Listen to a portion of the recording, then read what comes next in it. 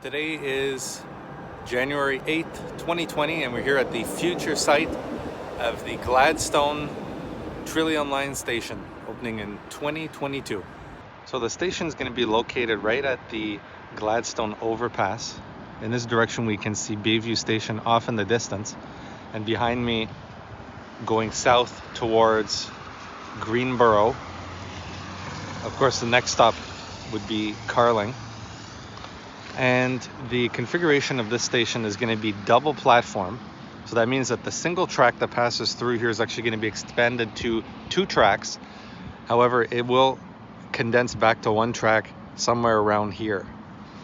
Station entrance is going to be a single entrance on this side of the overpass. There'll be a whole plaza area around here. And according to the description provided by the city, the station is going to be constructed in such a way to protect for an upper level to be constructed, so that there'll be overpasses out of the station to future developments east and west of the station. Currently there really isn't anything to the east or to the west other than this old building, so I'm not sure what kind of plans are in the future, but it's good to see that they're building with the future in mind.